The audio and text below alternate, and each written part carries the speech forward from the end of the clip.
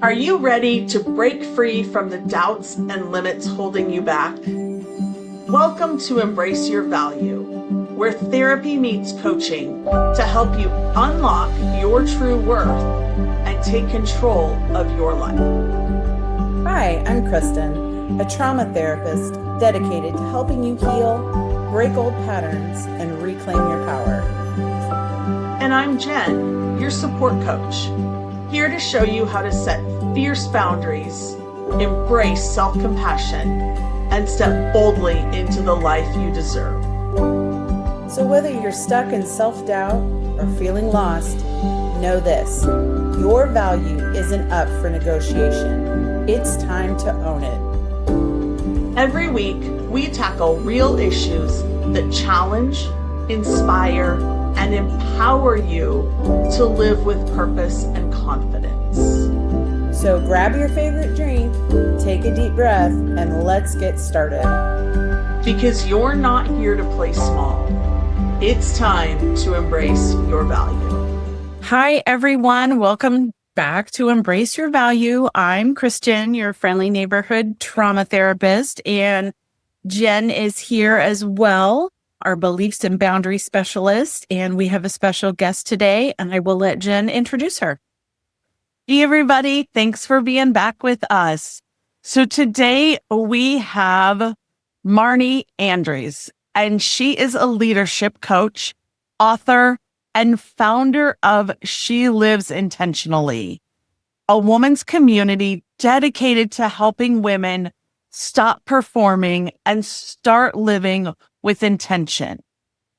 With a background in corporate leadership and executive coaching, Marney challenges outdated narratives and creates space where women can explore purpose, confidence, and bold action.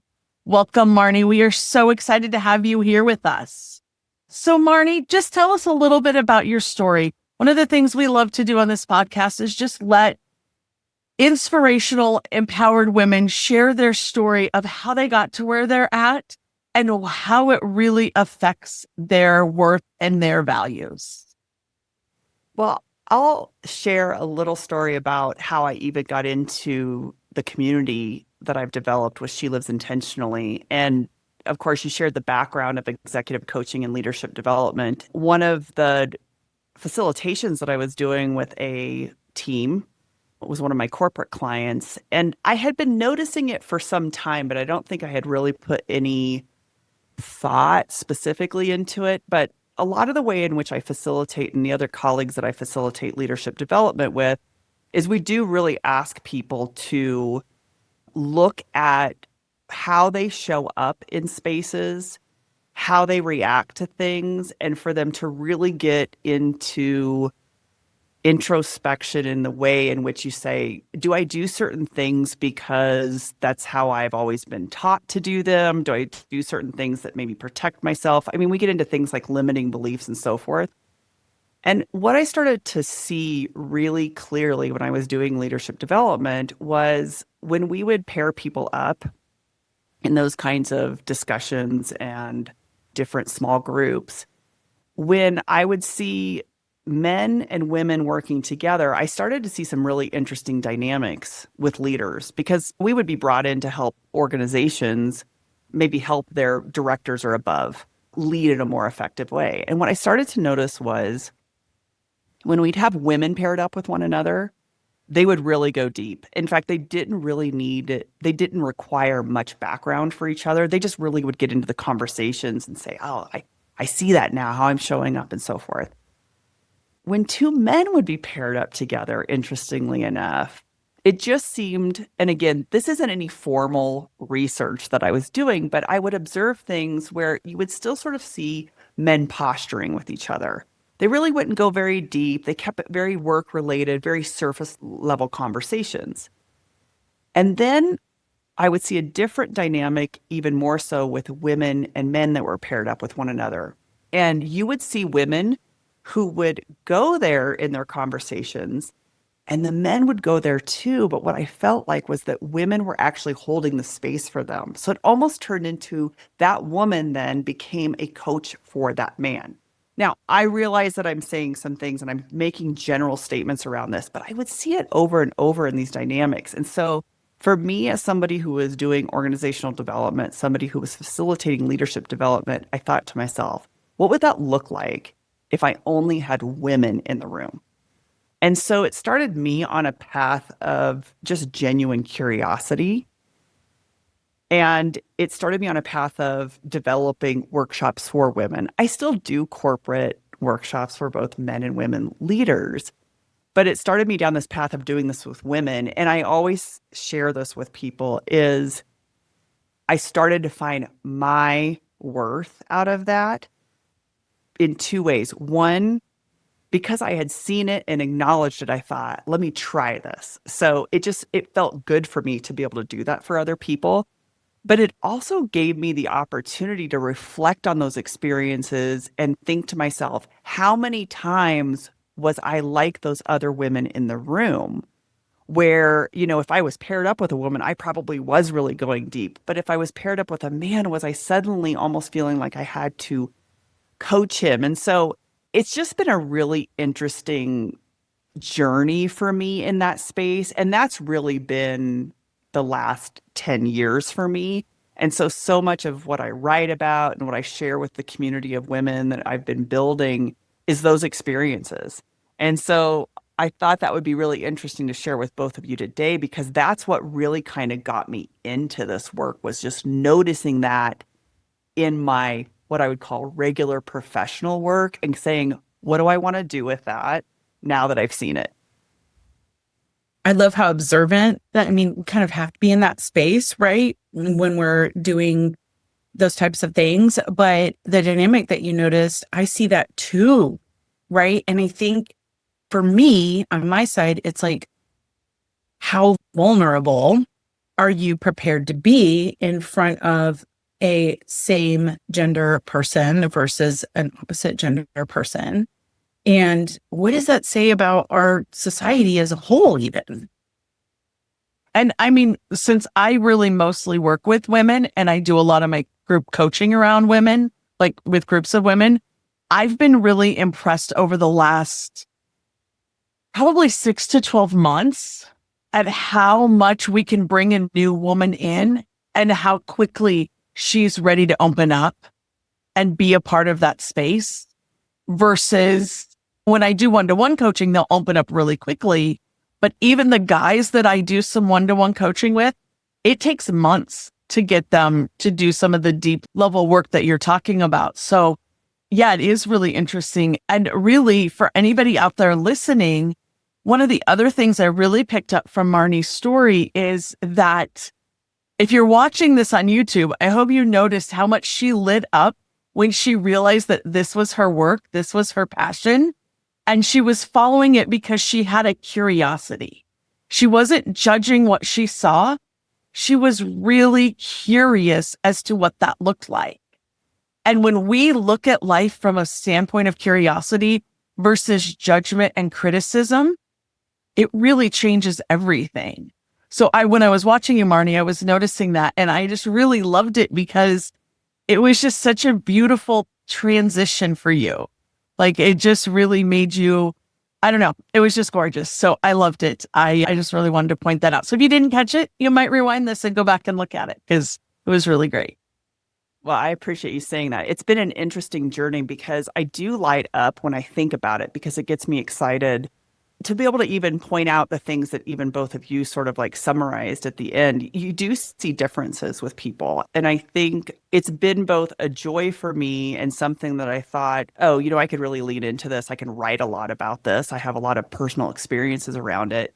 But it's interesting because it's also brought up other emotions for me too. And I'm sure both of you maybe see these things in your work too, where suddenly when you start to see certain dynamics or you hear certain experiences that are happening to other people, you start to go, oh my gosh, where did that show up in my life? And what has that looked like for me? And so as I shared it, as I started to notice that, it was like, how many times did I just not follow what I wanted to say or what I wanted to do because I thought I was in some sort of dynamic where I had to socially be acceptable or whatever that looked like? And the more that I would even follow that trail, I started to see, I'll just even step back for a second and say it wasn't even judging how men were reacting and how women were reacting. I just started to see it really clearly of this is what society has trained us to behave like, that the men in the room have to be very professional and they have to be very almost protective so that they can show that I'm competent about doing these things. And women have been asked to share your feelings, share your emotions. But what's so interesting in that work environment was where both of those things almost collided. Where if you're asking somebody to be introspective, a man can't protect themselves. They can't show that they're perfect because the truth is none of us are perfect. So here's the first thing that they run into. And then women run into the same dynamic, which I strongly believe our workplaces have been built by men. Men have been in the workplace longer. So now we're, sort of inheriting, how do I work in an environment that's really been built for a man? And here's a woman who wants to get into her feelings, wants to say, hey, this is where I could really show up in a better way. But that's not necessarily always valued or promoted in the workplace. It just stirs up so many things.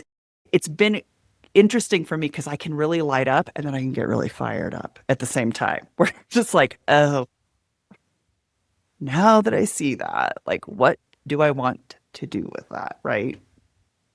Yeah. And I love that you brought up like the societal norms and what we've been taught since childhood, right? And for some of us, for intergenerational trauma and things like that, what we've been taught.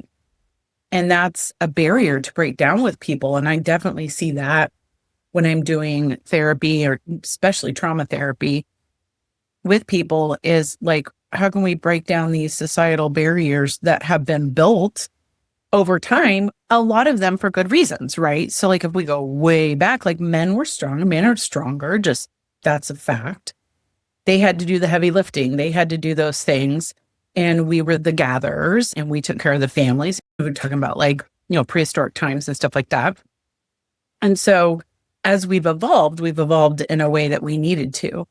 And there's been this societal dynamic recently where things are a little bit turning upside down. And I'm noticing that in my office a lot. Do you see anything like this reverse role at all in your work? Well, I would say in our community, a lot of what we talk to, and we have a lot of open conversations, we call them community-led conversations, where there's a question that sparks it, but really it's whoever joins that conversation, it just sort of ebbs and flows with that. There's no concrete facilitator. It's interesting that you say like, we've had some of these norms put in place for years, and now we're in this sort of like shift. What's interesting that I see is women, and I would say this has probably started maybe, let's even talk 60s, 70s, when women were starting to work more in a professional workplace and leave the home to do that. Women always wanted to do those things. I think of women that had side businesses and so forth. I think what's conflicting now, which is why I think it's coming into the forefront, is that the societal norms we've been taught, we realized for the last how many decades hasn't really worked once women leave the home. It's like, okay, wait a minute. So you want the women to be the caregivers, but you can't be the caregiver and be working professionally. I mean, that for me is what came into play for COVID. And you saw it happening with so many women. It was like, oh, so we really are still holding so much of the household labor at the same time. And I think if anything, what has happened is you have women who are now more awake to that's not okay. And just because our grandmothers were willing to do that doesn't mean that we're going to do it anymore. And so we're actually in this place where I think there is almost like a perceived conflict that's going on. And really, to me, it's only us actually bringing this to the forefront going, we have to resolve this. See, so much in my work, especially with women, we'll talk about the fact that once you become aware of something, you always have the choice to ignore it. And I don't say that flippant to women, But I do say it's like you could actually ignore that. If you see that thing that you don't like, you could choose not to see it at all, right? But if you do see it and it bothers you, or you want to do something with it, now you need to do something. And I think that's what we're seeing is we can't ignore it anymore. You can't just say, oh, well, women can have it all. Well, the truth is, it was never meant for us to have all those things because we weren't supposed to have to hold all those things. If you're going to be, and I'm just going to use the example, if you're going to be parents together, you're going to be parents together. There's not a dad's role and a mom's role. There are parenting roles. And I think that is what's opening up for people. And I find that we have a lot of discussions around that in the community, which is, okay, now that I know that that's how I want this to be, now how do I navigate? How have you navigated it, Kristen? How have you navigated it, Jen? I want to hear your experiences. That's what we tend to talk about now. Nice. And I mean, for me, I got off really easy because I didn't have kids, and not that I don't have responsibilities in doing this, but I also have a husband that was very willing to let me just quit my job and take care of all of the financial burden. So it made it really different for me. Like, I feel like I'm one of the really fortunate ones because I get to be here and do this and take care of our house, but it doesn't feel like this extra. I feel like I have less to do now that I'm running my own business than I did when I was working full time and trying to take care of things. And even though I maybe take care of my mom more since my dad has passed, or I was helping take care of my dad, like I had those kinds of obligations, but I always really looked at those as opportunities and not as much of, oh, that was just another thing I had to do. I feel like I just always got like a different perspective with it. And I guess I'm really grateful for that because it's definitely changed my view on what those societal norms look like, because I don't really see them in the same way, which is great because like we need different perspectives and we need that. So that's kind of where I'm sitting on all of that. Well, and I would say this, what you described though, when I hear you talk about that, Jen, is what you've described in your husband is a good partner. Yes. So this idea Absolutely. was like, your husband didn't let you quit your job. Your husband sat there and went, you know what? I'm a good partner. I believe in my person that I've partnered up with. She needs to do that stuff. And heck yeah, because you've shared, I too have a husband, so I'm in a heterosexual relationship. This could go with any kind of partnerships because we have those conversations too. We have women who have wives that are in our community. And so we always go down to like, this is the point, which is if you find the right partner, that's when you start to see a lot of these societal norms wash away. But the reality is that there's still a lot of women, and if we just even narrow it down to heterosexual relationships, that are in marriages or partnerships with men where they aren't seen in that way that they can have that kind of power to do those things. And that becomes a really interesting dynamic. I don't want to say that everybody in our community has those kinds of partnerships like you just described. There's a lot of women that are coming into the community to say, I actually want to navigate this. I maybe believe I have the right partner, but they have a lot of societal norms pressuring them in this way. And so we're almost having to like unravel the stuff they've been taught for years to be the caregiver, the primary financial provider, whatnot. And then we've got other women that are completely flip-flop. They're like, I'm trying to navigate the dynamic of someone not being threatened by the fact that I am the breadwinner and I've been that for the last 20 years. I would love more women to even hear what you just described. You have a partner that cares that you get to pursue the things you want to do. And it doesn't matter, because imagine if those roles were switched. A lot of times that's what women did. Stayed home to allow men to go pursue their career ambitions. And what you just described is the fact that your partner sees that in you, right? And he also saw how draining it was for me working a job that did not that there was anything wrong with any of the jobs I ever worked, but did not cater to what I needed as a person and really didn't give me anything. They just didn't fuel me. And so he knew, like, as soon as I quit, he was like, oh, you can't ever go back. You have to make this work. And that's really what this has all been about for me. Not just making it work for our family, like our dynamic, but making it work because that's the impact I'm supposed to be doing. That's what I'm supposed to be doing in this world. And so that's where it gets super exciting because he gets to see that. So here's a small example. Like I had my book launch party this weekend, my in-person one, and he did a little toast for me. And one of the things he said was how amazing it was to see me really step into the woman that I am and build this business, because he gets to watch it from a whole different view that anybody else gets. And he did say that I put a lot of boundaries on him, which he's probably right. I probably do at times, but he gets to see that. And so it was really great to hear his perspective, because he doesn't always share that with me. He tells me how proud he is, and he is a great partner. And you're right. He didn't let me quit my job, but I felt like he was letting me quit my job because I wanted to quit it a couple of years earlier. Right. But I get it. I get it. We had to be in a certain spot, and I totally get that. So thank you for that reframe, because I definitely want to reframe that one, because that's good. But he's a great partner, and we do most everything together. Like we both have to be on board. And I love that. Well, congratulations on I knew your book launch was coming up really soon, and that's just a huge feat. So congratulations on that. Thank you. And I also think about, like, since a lot of women are listening to your podcast, that they might hear that and think, wow, she just described a community that talks about it. Jen just described her own relationship where she has somebody who's a partner in that way. And I want to acknowledge the fact that not everybody has that partner, and they maybe are starting to realize that. And I think that's part of the power of also finding a community, whatever that community is for you, that maybe can help you talk through these things. It's not easy for me to say these things, but it is really straightforward me to say, you need to surround yourself with the right people that can help move you forward. And sometimes we find out, which is hard.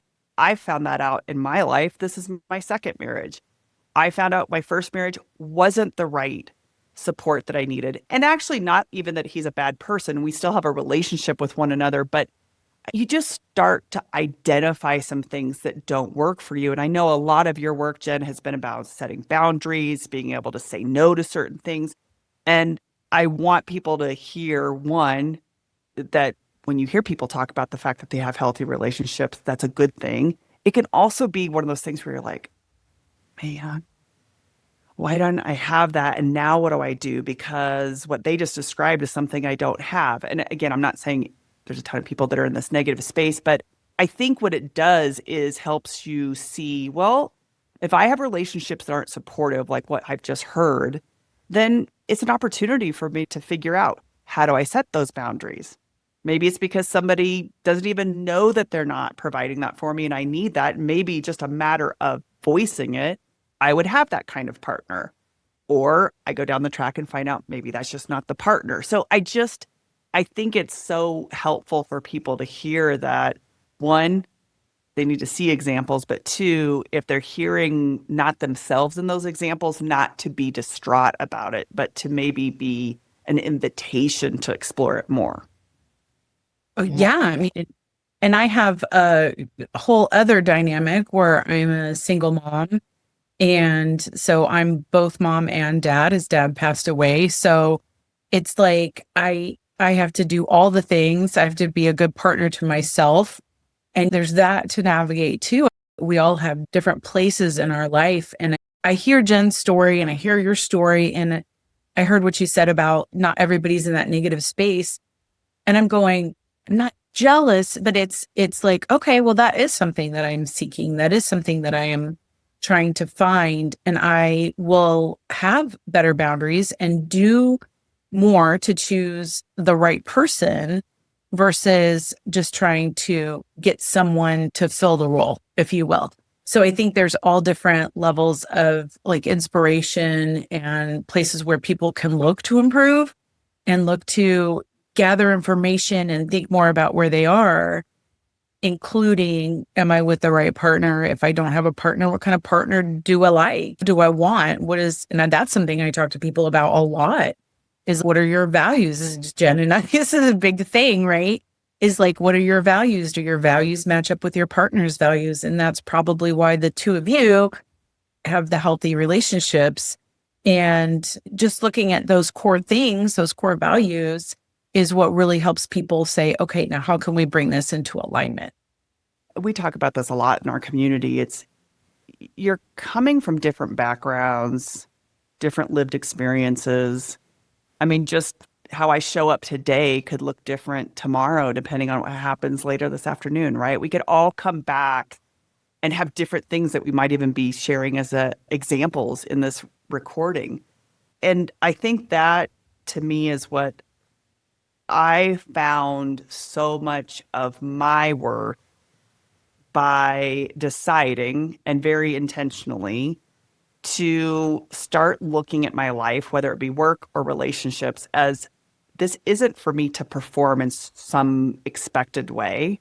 It is to say, what are my values? What do I care about? What is important to me? And how am I going to live those things out? But also, how do I bump things up against those values? So instead of being in this sort of like weird space of, I don't know how to make the decision around that, it's less about that, because once you're really clear on your values, you might say, well, when I bump up this decision against those values, it's pretty clear to me what I should do potentially. It may not be very easy.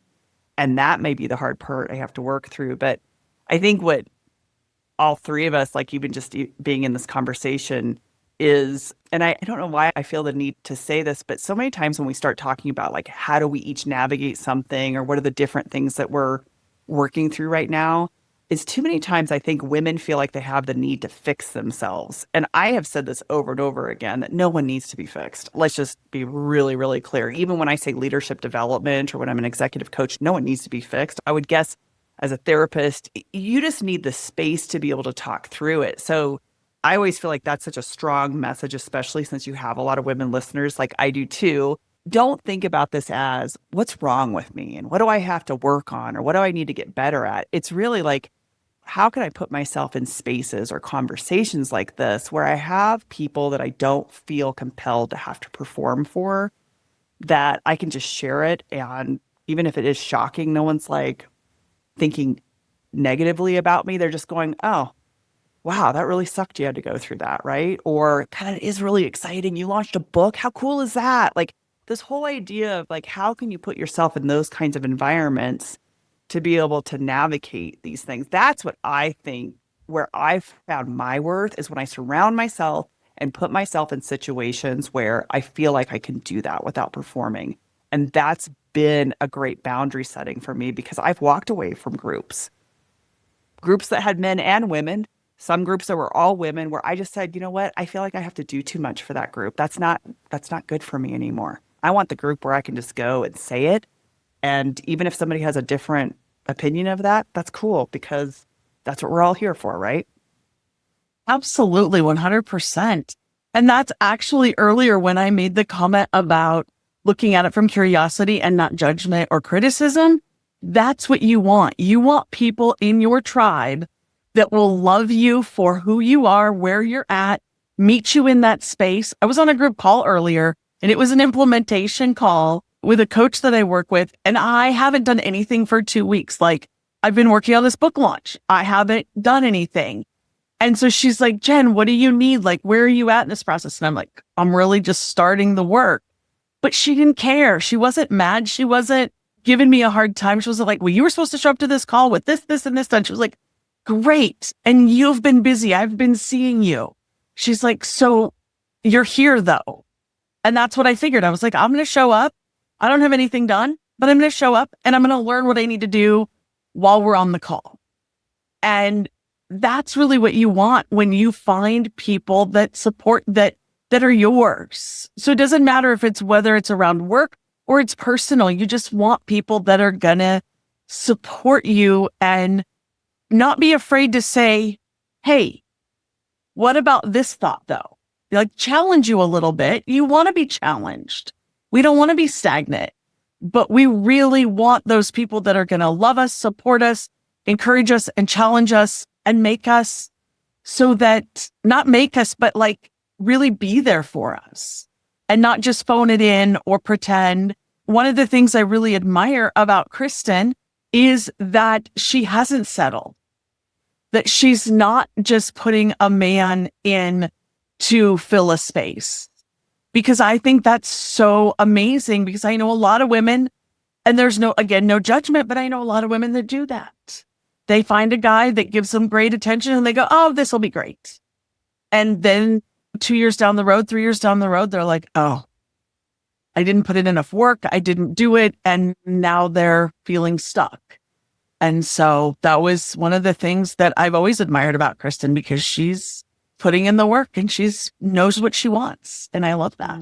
This is a funny story around all of that, but I remember it was the last corporate organization that I was working in. I was part of a leadership team, and I remember we were at some happy hour sitting around chatting, and there was one of the other women leaders on the team. She had said something to me. She's like, you know what? I really think I would get married right away again, because I just feel like I need to have somebody around me. And I was like, oh my gosh. I would not do that. I think I would be the opposite. I would be like, I have so many girlfriends that I would love to go travel with and see the world. And if a man comes into that, that's great. But it was just so interesting because we were laughing about it, because she was almost like, I would get married right away. And I was like, I would not get married right away, because it's like, I don't need companionship necessarily from a man.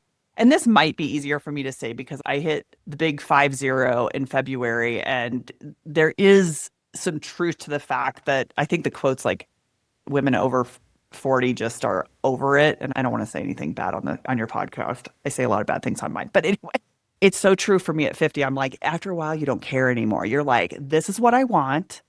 And if you want that too, then cool, we should totally hang out. But if you don't want that, like, that's cool too. Go live your life. There's 7 billion people on this earth. Let's figure it out, right? And I don't know. I feel like the fact that you just said, I admire her for doing that. Like, you need women around you that get excited for the book launch, that get excited the fact that you haven't settled, that actually tell you that and remind you of that. And so I think for me, like, the worthiness, and I go back to, you don't need people necessarily to give you those words of affirmation, but I'll tell you what, when you find the right group, people get excited for you because they just genuinely are, and they don't see the need to feel competitive or anything like that. I think it was Abby Wambach that said, just you taking a piece of the pie doesn't mean that there's less pie for all of us, that we all have that. It's not a zero-sum game.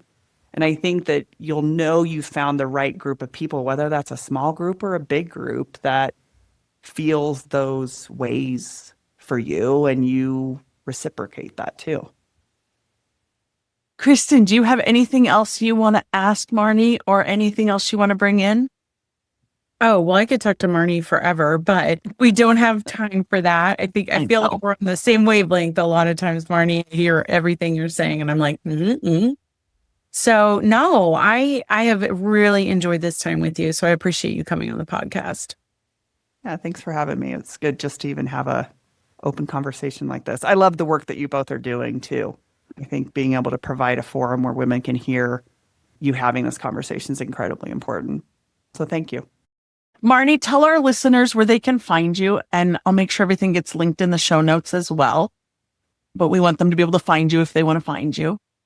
Great. You can go to shelivesintentionally.com, and on social media like Instagram and Facebook, it's shelives.intentionally. I love that. So easy, so simple. Yes. Well, thank you again for being on here. And I don't know why I feel compelled to share this, but I'm going to. So Marney and I, we were raised in the same area. We did not know each other, but we jumped on a connection call and realized we lived, like 20 miles apart. So yeah, so it's kind of cool. We also graduated the same year. So we do have some mutual friends. And so I don't know, that just makes me feel really special when I'm on a call with her, because it's like kindred spirits or something. Like, she knows my upbringing. I kind of know hers. And yeah, we have some similarities in that. So I love it. But thank you all for joining us. Be sure you hit the subscribe button, leave us a comment, let us know how we can support you, because we are here for that. And until next week, we'll see you then. See you then.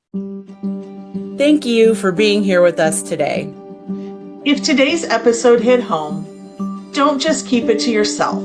Subscribe, leave us a review, and share this episode with someone who needs to hear it. Because everyone deserves to know their worth. Next week, we're diving even deeper with more insights and tools to help you break free from limitations and live authentically. Until then, keep raising your standards, owning your worth, and embracing your value.